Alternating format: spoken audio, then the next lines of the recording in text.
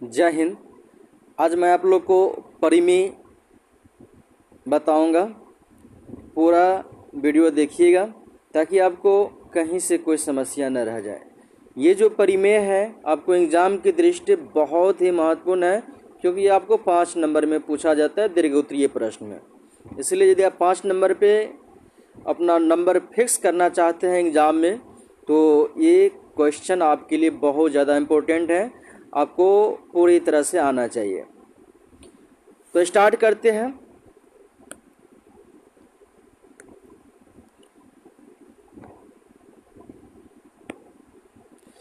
कह रहे कि सिद्ध करे कि दो समरूप त्रिभुजों के क्षेत्रफलों का अनुपात उनकी संगत भुजाओं के वर्गों का अनुपात के बराबर है।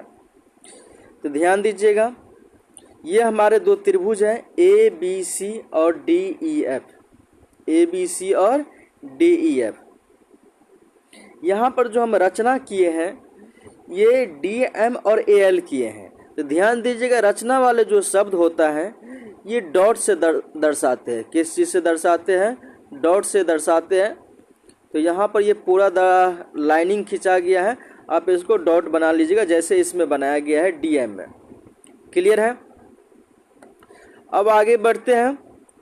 अब देखिए, सबसे पहले यहाँ पर क्या दिया गया है कि समरूप त्रिभुजों के क्षेत्रफलों का अनुपात, दो समरूप त्रिभुजों के क्षेत्रफलों का अनुपात उनकी संगत भुजाओं के वर्गों के अनुपात के बराबर है। यानी कि दो समरूप त्रिभुज आपको दिया गया है, ठीक है। और पूछ रहा है कि उनके संगत भुजा जो होगा, संगत भुजा उसके वर्गों के अनुपात होगा क्या? दो जो समरूप त्रिभुज दिया गया है उसका क्षेत्रफल जो दोनों का अनुपात जो होगा वो इसका संगत भुजा के वर्गों के अनुपात होगा। तो संगत भुजा क्या होता है इसको पहले जान लीजिए। तो संगत भुजा होता है, जैसे ये ए बी है, ध्यान दीजिए, ये ए बी है तो ये हो जाएगा डी, यही दोनों का संगत भुजा हुआ। ये ए सी है तो ये हो जाएगा आपको डी एफ, ये हमारा क्या हो गया? संगत भुजा। क्लियर है?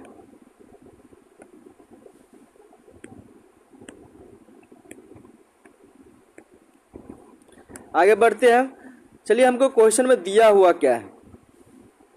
तो दिया हुआ है कि त्रिभुज ए बी सी और डी ई एफ दो हमारा क्या है? समरूप त्रिभुज है। दोनों त्रिभुज क्या है? एक समरूप है। तो ध्यान दीजिएगा, जब ये समरूप त्रिभुज होता है तो समरूप त्रिभुज का नियम है, आपको बताए भी है कि उसका संगत जो कोण होता है वो आपस में बराबर होता है। संगत कोण आपस में क्या होता है? बराबर होता है। इसके साथ साथ संगत जो भुजा होता है वह समानुपाती होता है। तो यही चीज यहाँ पर स्पष्ट किया गया है कि संगत कोण जो है हमारा,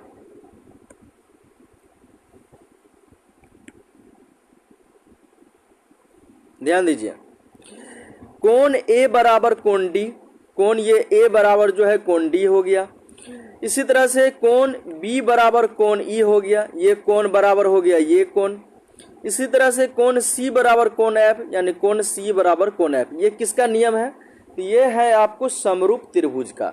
एक चीज और ध्यान रखिए, ये समरूप त्रिभुज का ये साइन है, ठीक है। और यही सर्वांगसम त्रिभुज जब कहा जाता है तो यहाँ पर डबल लाइन कर दिया जाता है। क्लियर है? तो यहाँ पर समरूप त्रिभुज कहा जा रहा है, तो समरूप त्रिभुज का ये साइन है।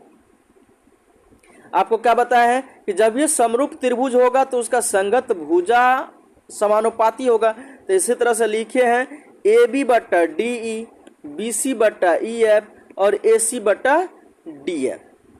क्लियर है? ये इसका संगत ये हो जाएगा, इसका संगत ये हो जाएगा, इसका संगत ये हो जाएगा और इसका संगत ये हो जाएगा। तो ये सब आपस में समानुपाती के बराबर है। क्लियर है?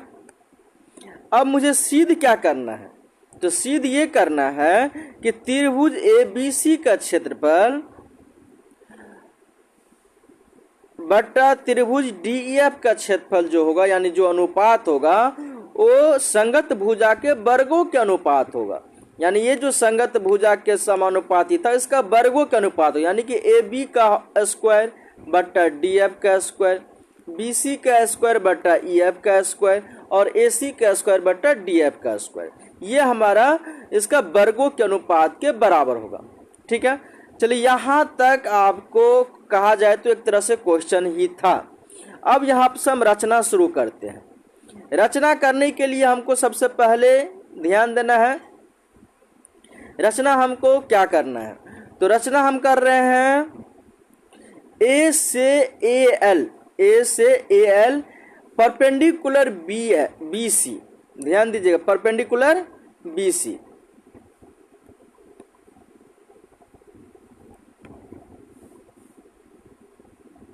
देखिए ध्यान दीजिए अच्छे से, ए से ए एल यानी यहां से हम यहां पर इसको लंब खींचे। ठीक है, कहां से, ये ए से ए एल, और किस पर खींचे, तो ये बी सी पे। तो इसीलिए यहां पर लिखते हैं ए एल परपेंडिकुलर। इसको क्या कहा जाता है, परपेंडिकुलर कहा जाता है। और किस पर खींचे, तो बी सी पर खींचे। क्लियर है, तो ऐसा हम लिखेंगे A L perpendicular B C, और डी से हम परपेंडिकुलर डी से डी एम, ये डी से हम कहा डी एम, ये डी एम हो गया। और डी एम किस पर खींचे परपेंडिकुलर, तो ई एफ पर, ई एफ, ये हमारा ये रेखा हुआ, ये ई एफ पर हम क्या किए, परपेंडिकुलर खींचा है। तो यहाँ जो रचना हम किए है वही चीज यहाँ पर दर्शा देना है। तो ध्यान दीजिएगा, हमेशा रचना को जो है, जो भी हमको रचना करेंगे वो रचना हम डॉट से दर्शाते हैं। किस चीज से दर्शाते हैं, डॉट से दर्शाते हैं। यानी कहने का मतलब इस तरह से आपको दर्शाइएगा।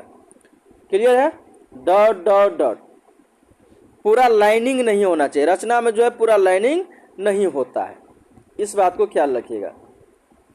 रचना तक आपको समझ में आ गया, आगे बढ़ते हैं। अब आइए प्रमाण देते हैं। क्या देते हैं, प्रमाण दीजिएगा। तो प्रमाण जब ये दीजिएगा तो क्या होगा, सबसे पहले हम करते हैं त्रिभुज ए बी सी का क्षेत्रफल।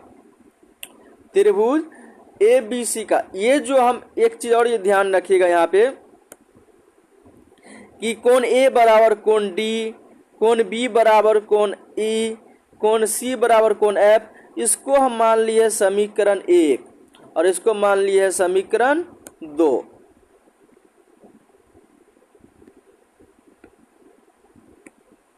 ठीक है, इसको समीकरण कितना मान लिए हैं, 2 मान लिए हैं।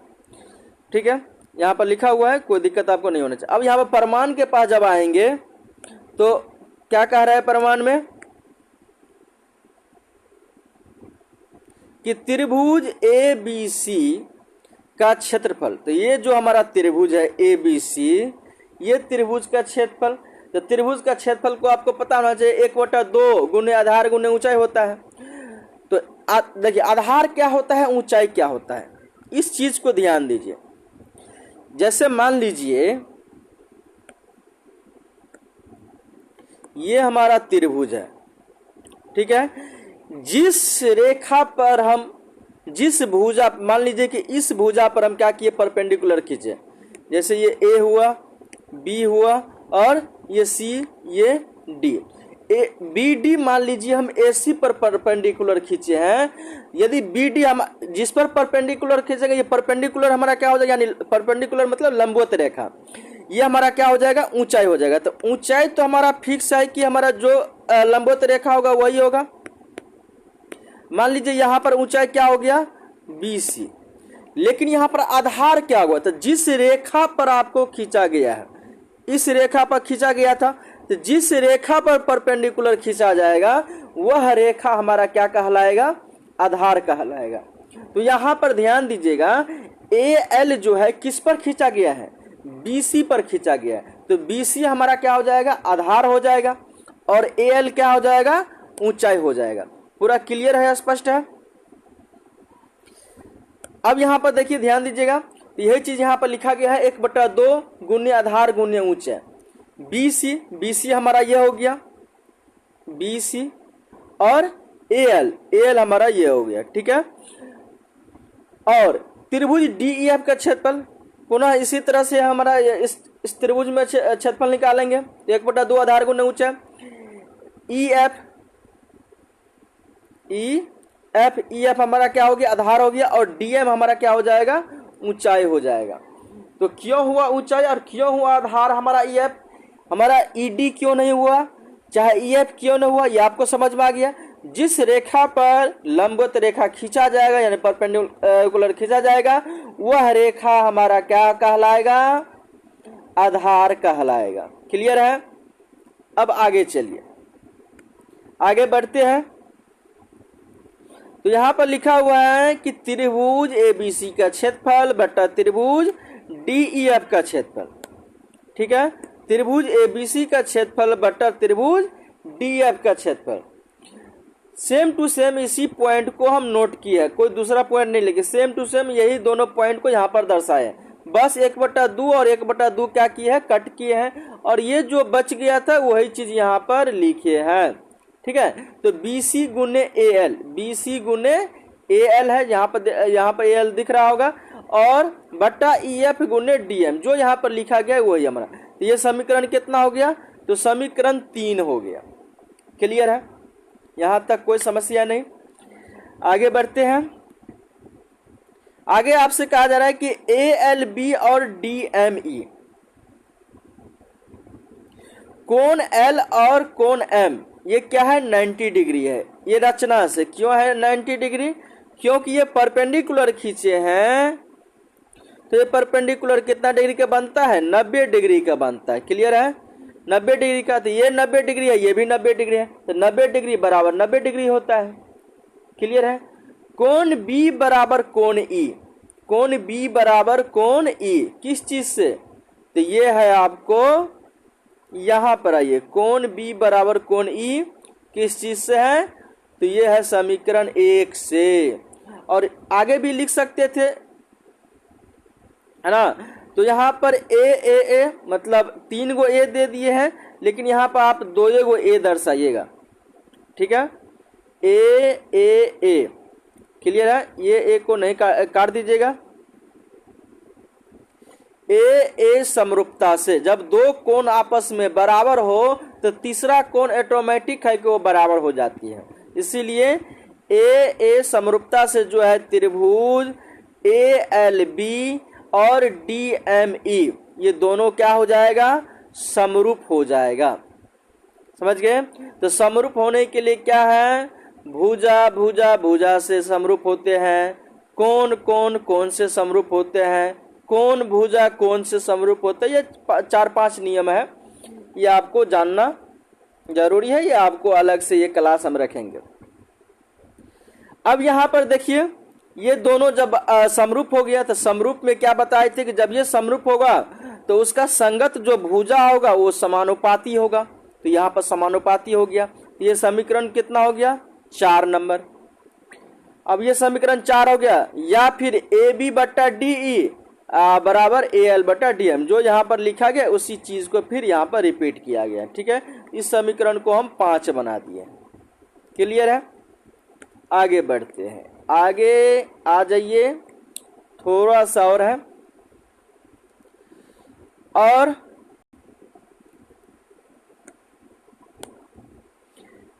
AB बट्टा DE और BC बट्टा EF किससे, तो समीकरण 1 से।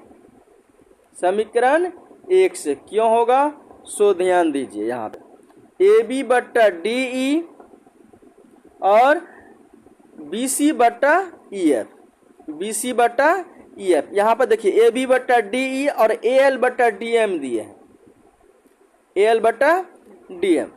तो AL बट्टा DM को हम यहाँ पर समीकरण 1 में क्या लिखा हुआ था, AB बट्टा D और BC बट्टा EF। यहाँ पर समीकरण 1 में आ जाइए, आपको दिखा देते हैं, यहाँ पर आ जाइए,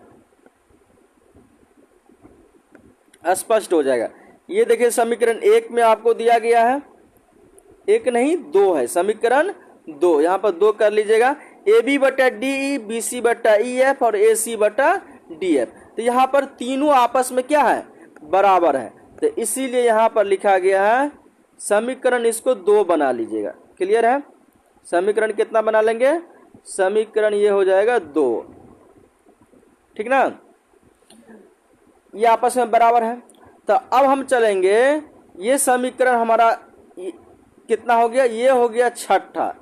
ये 2 से हो गया आपस में बराबर, लेकिन इसका नाम दिया है समीकरण छठा नाम दिया है। क्लियर है? तो समीकरण 5 और 6 से, 5 कौन सा समीकरण है, ध्यान दीजिए। 5 हमारा समीकरण ये है। क्लियर है? ध्यान दीजिए, यहाँ पे 5 हमारा समीकरण क्या है, ये वाले पार्ट है। ये ए बी बट्टा डी ई बराबर ए एल बट्टा डी एम। जब ये दोनों आपस में बराबर हो सकता है तो क्या हम ए बी बट्टा डी ई को ए एल बट्टा डी एम बट्टा डी ए एल बट्टा डी एम लिख सकते हैं। क्लियर है? ए बी बट्टा डी ई को जो है हम बी सी बट्टा ई एफ लिख सकते हैं। तो इसीलिए हम इसको लिखे हैं ए एल बट्टा डी एम, यानी ए बी बट्टा डी ई को हम क्या लिखे हैं, ए एल बट्टा डी एम। क्लियर है? और ये हमारा हो गया बी सी बट्टा ई एफ, ये यहाँ पर दिया हुआ। तो ये समीकरण कौन सा हो गया, 7 नंबर। यानी समीकरण 5 और 6 के यूज करने से हमको समीकरण 7 का निर्माण हो गया। अब आगे बढ़ते हैं। ये कह रहा है ए एल बट्टा डी एम का मान समीकरण 3 में रखने पर, ए एल बट्टा डी एम का मान समीकरण किस में रखने पर, 3 में। तो अब आ जाइए 3 समीकरण कौन सा है, तो 3 हमारा यही समीकरण है। देखिए ध्यान दीजिए, जो मुझे निकालने का वो अंतिम चरण में हम पहुंच चुके हैं। तो फर्स्ट में है कि त्रिभुज एबीसी का क्षेत्रफल बट्टा त्रिभुज डीईएफ का क्षेत्रफल, बीसी बट्टा ईएफ और बीसी बट्टा ईएफ। क्यों? क्योंकि यहाँ पर ध्यान दीजिए, ए एल बट्टा डीएम को हम जो है यहाँ पर बीसी बट्टा ईएफ लिख सकते हैं, बीसी बट्टा ईएफ लिख सकते हैं। ए एल बट्टा डीएम को यहाँ पर देखिए स्पष्ट दर्शाया गया है बीसी बट्टा ईएफ। तो यहीं पर ये चीज लिखे हैं। तो बीसी गुने बीसी और ईएफ गुने ईएफ, तो क्या हो जाएगा, इसका स्क्वायर हो गया। ये समीकरण हमारा कौन सा हो गया, 8। इसी तरह से पुनः फिर हम चलते हैं त्रिभुज एबीसी का क्षेत्रफल बटा त्रिभुज डीएफ का क्षेत्रफल, ए बी स्क्वायर बटा डी एफ स्क्वायर। चूंकि बी सी बटा ई एफ है और ए बी बटा डी ई है, इसीलिए क्योंकि ये चीज हमारा समीकरण 3 में दिया हुआ था, 3 में नहीं 2 में दिया गया था, तो ये बराबर हो गया आपस में। फिर इसी तरह से ये भी आपस में जो हम यहाँ पर किए हैं गुना, इसी तरह से इसमें भी गुना होगा, इसमें भी गुना होगा। तो तीनों जो है ये स्क्वायर के फॉर्मेट में कन्वर्ट हो गया।